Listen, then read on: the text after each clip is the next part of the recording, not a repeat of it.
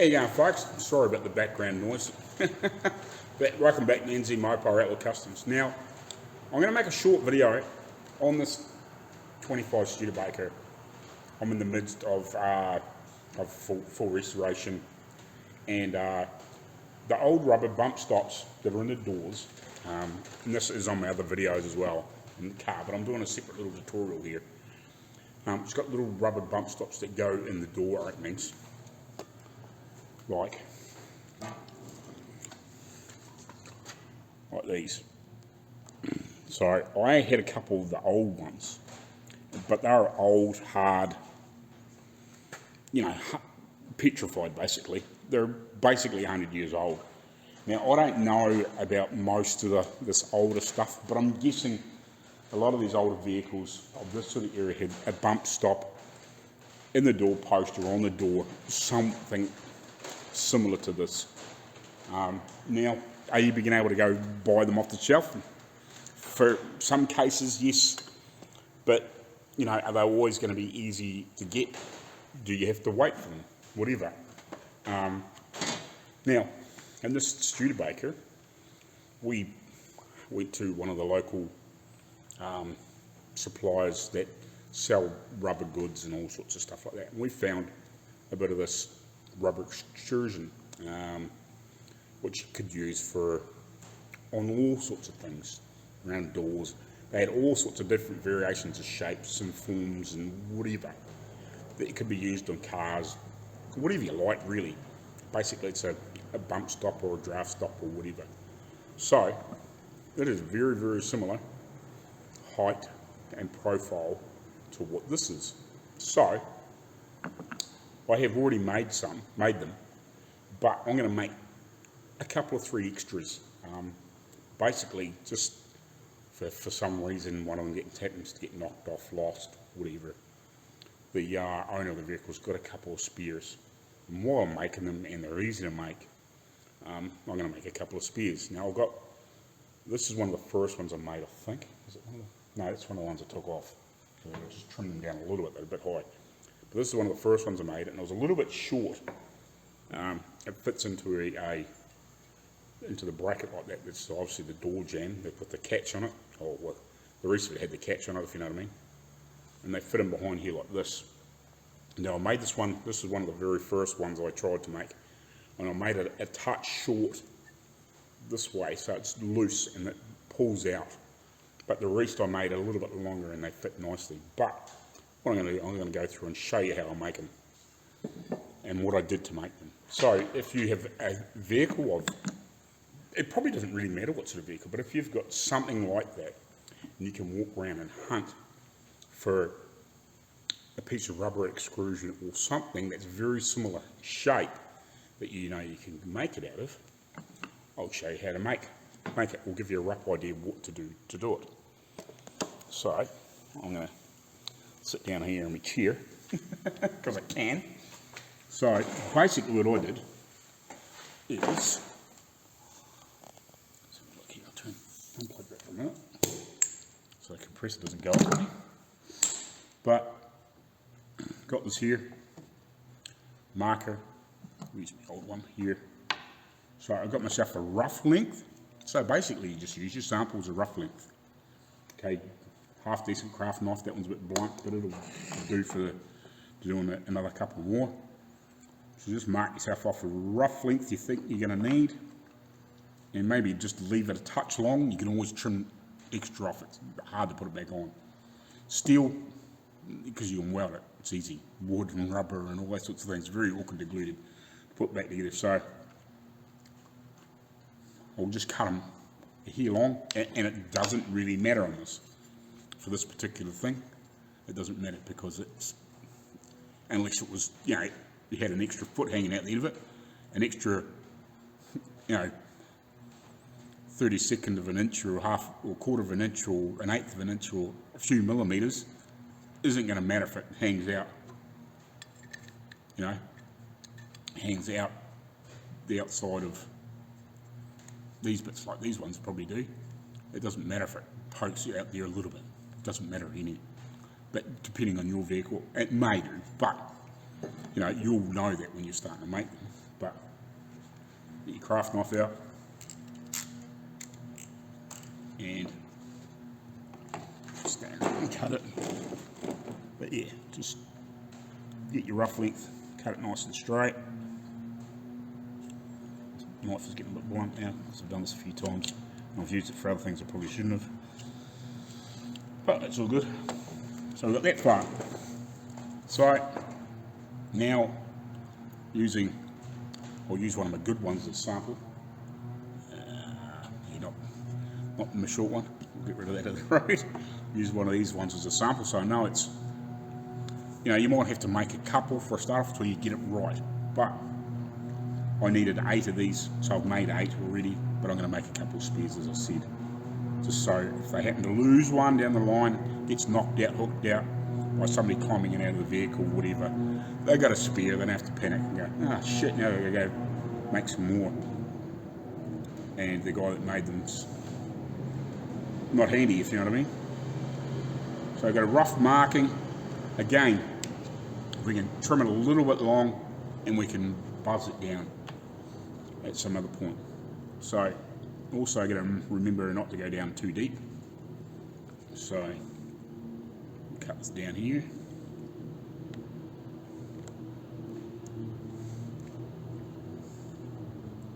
Just gently. So we get it down a little bit. I'm still too shy, but now I'm going to get a rough idea. I might cut it a little bit high too, but I'm just going to cut this through here and get rid of this little piece. I'm only eyeballing a lot of it too, but it's just a matter of just gently doing it. Cut a little bit away at a time, you know. No point going. It's easier to take it off than try and put it back on and start again. It's like that with most things. If you just don't quite as aggressive as you think for a start off, and just work up to it if you have to, you know. But when you make mistakes, you learn too. As long as you learn from them. What was these freaking things? They're collecting grass for stock feed. Alright, so we've got that one done. Which isn't terribly straight as well. So we'll cut this next piece out. Over here somewhere. Trim that away. Same deal. We're not going for perfection at the moment, we're just roughing it in.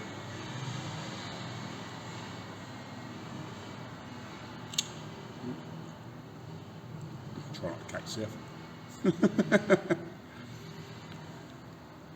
I hold no responsibility for cutting yourself. I'm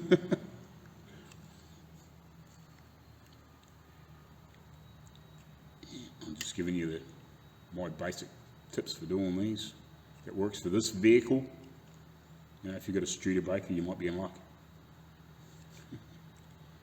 Because I don't know whether these are available or not, but we just hunted for something that was going to do the job, you know. So we've got that down to there. Now we need to trim a bit of this away. So I've knocked these down a bit, but I can see by this here that we need to chop about. Where are we? So I've knocked this down too, so to remember that. So I need to cut about there off, roughly. As long as you get a decent eyeball, you know, you'll be right. So just cut that off. It's really square-ish. And then come back in here and cut that off too. Out of the road, same at this end, and now we've got this far, we can do a little test fit now, and a piece of car that we've got spare, if you don't have the spare bit, or you can use the proper thing. This is one we cut down to make the body had been cut off the back of this car, so it's been rebuilt, and the rear ones were missing. The front, we had the full front, we had spare front ones, so we cut them down to work in the back one, and I made a piece that goes around the wheel arch just by hand to match. So now we can test fit this in here and just see how far away we are, what we need to trim off. So yeah, I'm having a bit of a fight getting that in there. So it needs a little bit more off it, obviously. It's probably a little long. So I can probably just knock a bit off here. So what I've been doing to do that, apart from obviously craft knife, is a 2-inch roller with, I can't remember what grip that is, I think it's just 80, but it was one that I'd already been using on steel, so I'd knocked the real sharpness off it, so it's not really super aggressive, so I can just buzz it off. So grab my ear line, put my earplugs in. Probably should be wearing a mask, but I'm not sanding like massive amounts of these, so it'll touch, you know, it'll be alright. So I'm just going to buzz this off a little bit and try and square it up and clean it up a little bit.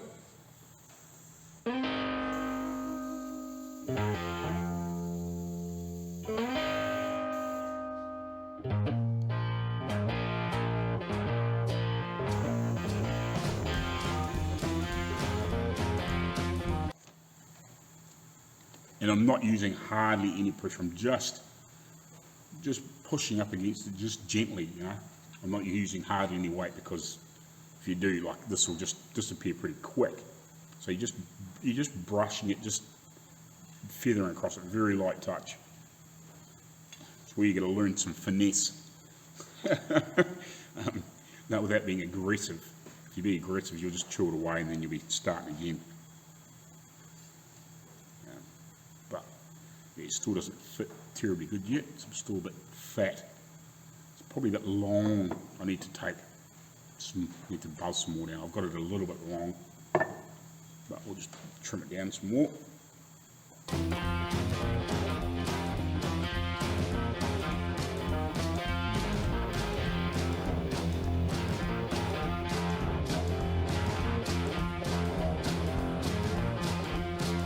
Close. I'm just going to take a little bit off this height. I can push it in a little bit further.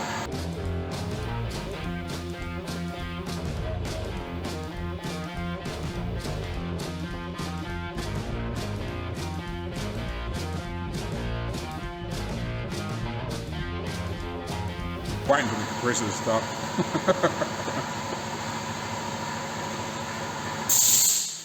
Right, so that's starting to fit in there quite nicely now, but I know on this particular vehicle I can't have too much sticking up here, and also can't have too much sticking out the back, because when I clamp it against the body, all that's going to do is, say this is the body, all that's going to do is push it up and make it stick out further, and the door's going to jam on it.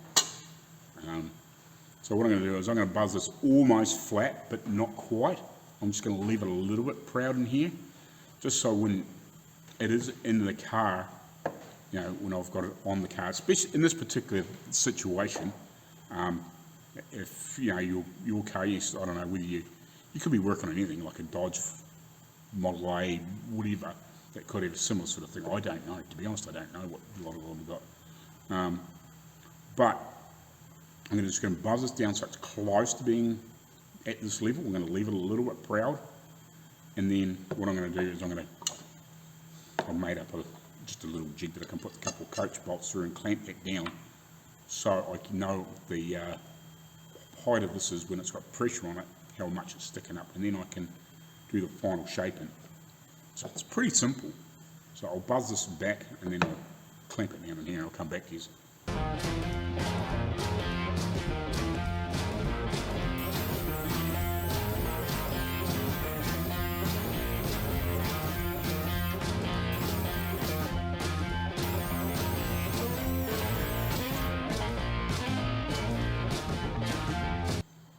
About that much.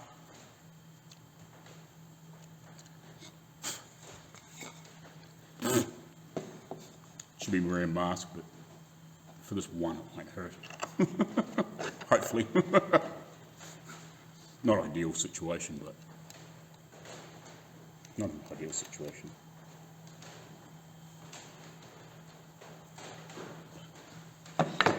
Let a little nut go here.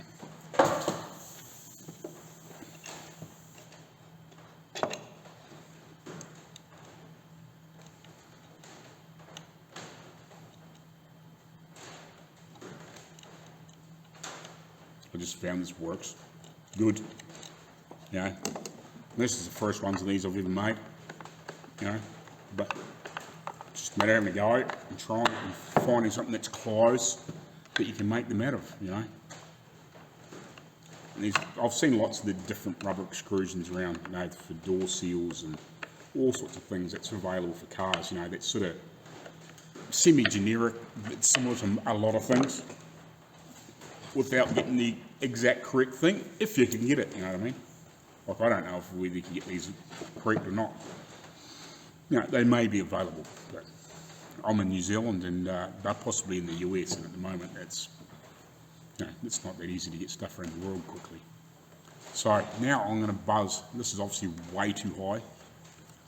It's sticking up because the door comes past here fairly close, because obviously about here somewhere is the little catch piece on these ones, or the latch connection.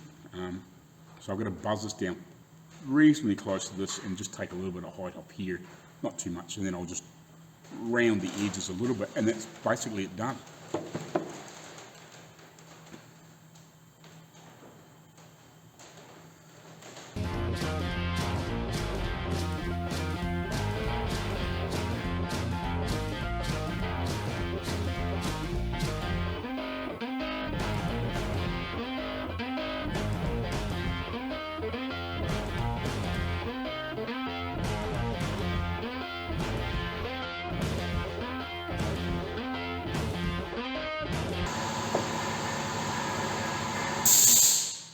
Right, so that is now basically finished. You know, you could probably wipe that down with a little bit of something, just to take the fluffies off it.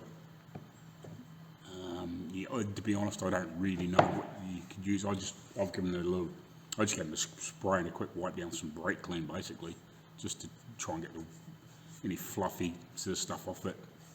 It'll weather in over time. I have heard somebody say that maybe you could give them a wipe with acetone or something like that, just to would maybe help seal the top of the rubber again. But when you're trying to make things like that, you know, it's probably about as good as you're gonna get without making a mould and using, I don't know, some sort of liquid, some sort of concoction you can put in there that turns into like a rubber. You know, you probably use like a 2-pot mix rubber product that you can pour into a mould, I'm guessing. You know, that's, I don't know whether it's black or not, I don't know. You could do that if you had a mould and made a mould, but like, you know, you can go out and buy that and quickly cut it down, you know, and put it in there. Including me talking, like this has taken me 20 minutes, 22 minutes with waffling as well, so it doesn't take long to make one. So if you only need, like me, 8 to do these 4 doors, it doesn't take long. You know, it's a couple of hours work and you're done. You know, you could take you a couple of hours to make the mould. You know, it's just how perfect you want it to be, you know, and how exact the same do you want them to be. But you know, that's a good alternative if your car's got similar sort of things, and you can find a piece of extrusion that's a very nice similar dimension that you can cut down with a craft knife and use a Rolex disc or something similar to buzz it down and knock it down, and poke it in the car, and away you go. You know, the doors don't rattle, and you're good to go. So that's my little tutorial on making a door bump stop for a 1920s, 1930s models cars, and it could probably be used for anything else really too that's got something that's simple enough to make a basic shape. You know, I've seen lots of things like that on all sorts of different sort of cars, not necessarily exactly like that, but you know, a lot of these 30s, 40s, 50s cars were very similar, and they were pretty simply made. It wasn't until you get into the 70s and 80s and 90s and 2000s they're all weird and wonderful shapes, and yeah, they can use ejection mould and all that sort of crap to make them, but yeah, well, job done, and simple enough to make. So if you want to make some, here's how to do it. Alright guys, thanks for watching. Please like, share and subscribe if you want to watch more on our Studio Bake and Build. You go for it. I'll give you another quick shot of the ones that are in the car, but that's pretty much how to do it. So that's them in there. It's not the one I just made, but that's the ones that are in there. And obviously all the rest are in there and behind here. So give you a shot of ones that aren't in there yet, but I was just re-buzzing down because they're a little bit big. But yeah, they just fit in that bracket there. So it was easy enough to make them than spend hundreds of bucks trying to get them from somewhere that, if they were even available, if you know what I mean. We just found something that was close and made them. Alrighty, thanks for watching.